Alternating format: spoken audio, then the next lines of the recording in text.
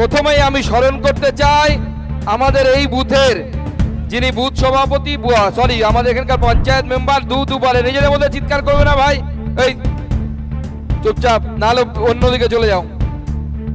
সাংবাদিকদেরকে অনুরোধ করব নিজেদের মধ্যে নীরবতা বজায় রাখবেন।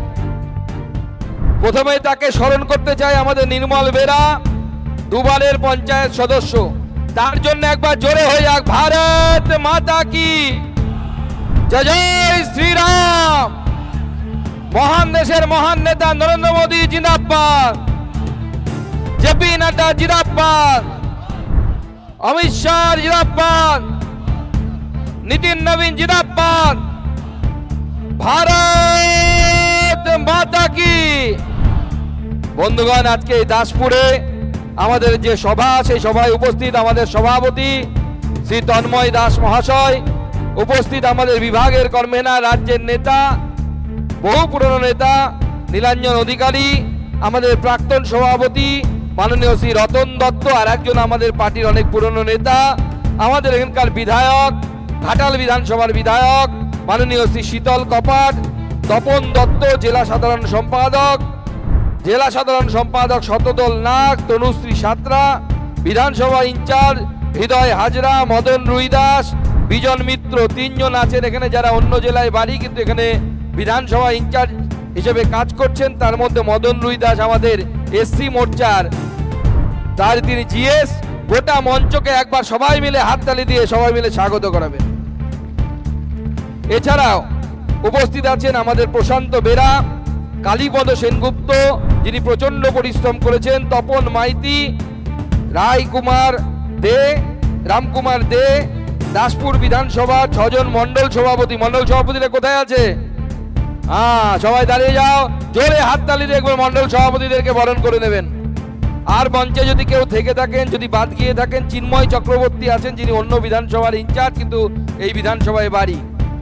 বাদ বাকি সবাইকে একবার জোরে হাততালি দিয়ে সবাই মিলে বরণ করে নিন। এরা আমাদের এই জেলার তথা এই বিধানসভার নেতৃত্ব। বন্ধুগণ, আমরা দাসপুরে কেন জমা হয়েছি?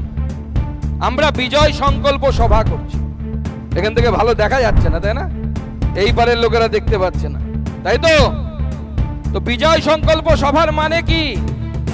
আমরা জয় করতে চাই। কি জয় করতে চাই? এই পশ্চিমবঙ্গ, যে পশ্চিমবঙ্গকে মমতা বন্দ্যোপাধ্যায় এবং তার দলবল দ্বিতীয় বাংলাদেশ বানানোর পরিকল্পনা করছে, আজকেই দিল্লি থেকে 2টো চ্যানেল আমার হিন্দিতে এবং ইংরেজিতে ফোনও নিল, মানে ফোনে যে বাইক নেয়। কি বলছে? বাংলাদেশের ছেলে খোকন চন্দ্র দাস, তাকে ঘরের মধ্যে জ্যান্ত জ্বালিয়ে পুড়িয়ে মেরে দেওয়া হয়েছে। দোষ কি তার? দোষ তার একটাই, তার মা গালয় কাঠের মালা পরতো, স্ত্রী মাথায় সিঁদুর পরতো, সন্ধেবেলা হলে তুলসী তলায় প্রদীপ জ্বালাত। কিছুদিন আগে দীপুচন্দ্র দাস, তাকেও তাই করা হলো। কি তার দোষ ছিল? সে নাকি কোনো একটি ধর্মের অবমাননা করেছে, সেই অজুহাতে তাকে গণধোলাই করা হলো। পুলিশ জনতার হাতে তুলে দিল। গণধোলাই করার পর গলায় দড়ি টাঙিয়ে গাছের সাথে ঝুলিয়ে দেওয়া হলো। বডিটা নড়ছে, তখনও ঠোঁটটা কাঁপছে, চোখের পাতাটা টিপটিপ করছে, অর্থাৎ জ্যান্ত আছে। সেই সময় 5 মিনিট লাগবে, আলিপুরদুয়ার নাকি সবুজ হয়ে যাবে। আলিপুরদুয়ারে অনেক চা বাগান, এমনিই সবুজ। কিন্তু আর কি চুরি করবেন ওখান থেকে? বালি চুরি করে নদীগুলো শেষ, নদীতে হরপা বান আসছে, নদী শেষ, নদীর বাঁধ শেষ, পাথর শেষ। এখানে কি চুরি করে তৃণমূলের নেতারা? মাটি। আমরা ছোটবেলায় পড়তাম, ছোটবেলায় জীবন বিজ্ঞান, আপনারাও নিশ্চয়ই পড়েছেন স্কুলে।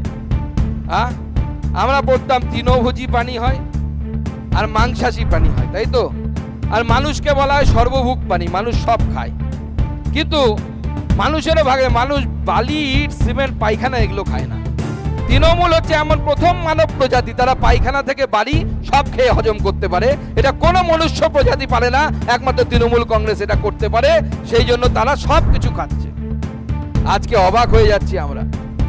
এখানে তৃণমূলের বিভিন্ন নেতার নামে আমাকে কয়েকজন বলেছে যে এখানে বেশ কিছু নেতা আছে যারা তৃণমূলের হয়ে নাকি খুব মারামারি করে, লাফালাফি করে, হ্যান ত্যান করে, এই করবে, অমুক করবে, তমুক করবে। তাই আমি এই মঞ্চ থেকে বলতে চাই, আমরা দিল্লির দালাল নয়, আমরা নরেন্দ্র মোদীর ভক্ত। কি আপনার নরেন্দ্র মোদীর ভক্ত কিনা?